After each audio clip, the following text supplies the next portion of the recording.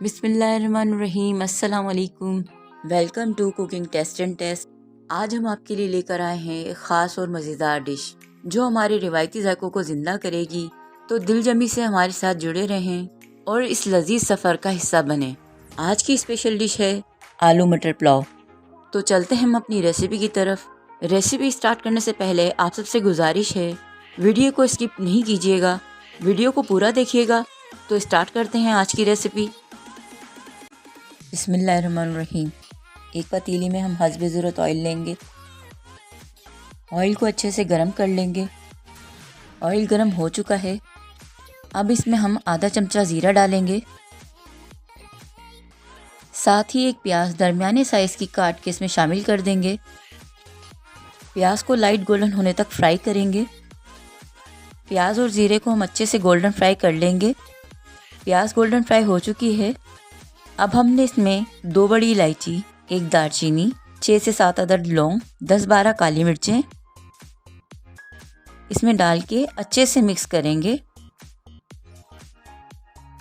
मसाला अच्छे से मिक्स हो गया। अब 2 बड़े चमचे हमने अदरक लहसुन कुटा हुआ शामिल करना है इसमें। लहसुन अदरक को हमने पीसना नहीं है, हमने कूट के शामिल करना है इसमें। लहसुन अदरक के बाद हम इसमें शामिल करेंगे आधा किलो मटर, साथ ही 3 बड़े टमाटर जो हमने काट के रखे थे, 6 से 7 हरी मिर्चें जो हमने काट के रखी थी इसमें शामिल कर देंगे।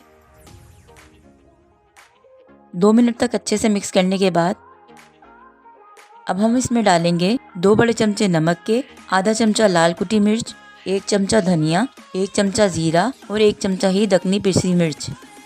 ये तमाम मसाला जब डाल के हम अच्छे से मिक्स कर लेंगे।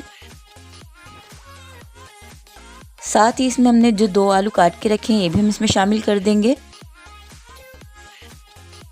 और अच्छे से हम 2 मिनट तक मसाले को भून लेंगे। आप देख सकते हैं अच्छे से मसाला भुन चुका है।